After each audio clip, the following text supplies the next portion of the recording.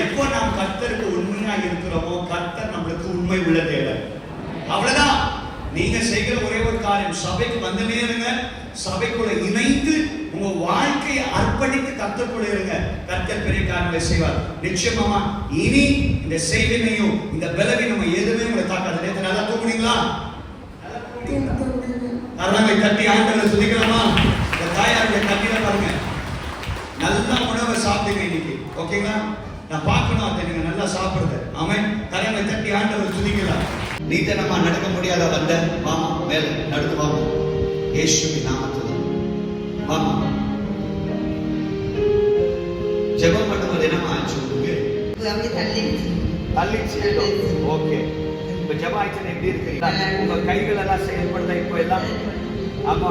காலெல்லாம் நோவெல்லாம் ஒன்றும் இல்லையா? இருக்கும் கொஞ்சம் நடந்து காமிங்க எப்படி இருக்கிறீங்க. நீங்க வந்ததுக்கும் இப்பதுக்கும் அம்மை ஒரு வித்தியாசத்தை நான் பார்க்கணும். நல்ல கரங்களை தட்டி அப்பாவை சொல்லுங்க. என் தேவன் சுகம் தருகிற தேவன். அவர் யெகோவா ராஃபா. அவர் ஆகக்கூடாத காரியம் ஒன்றும் இல்லை.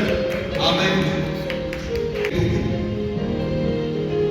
அன்புள்ள பிதாவே, இந்த தாயாருக்காக பாரத்தோடு ஜெபிக்கிறேன். இந்த நாளிலிருந்து இந்த தாயாருக்கு பூர்ண சுகம், விடுதலை, ஆரோக்கியம், இனி சத்ரு தொடாதபடி ரத்த கோட்டைக்குள்ள மறைத்துக் கொள்ளுங்க. ஆசீர்வதிங்க, வழிநடத்துங்க. இயேசுவின் நாமத்தில்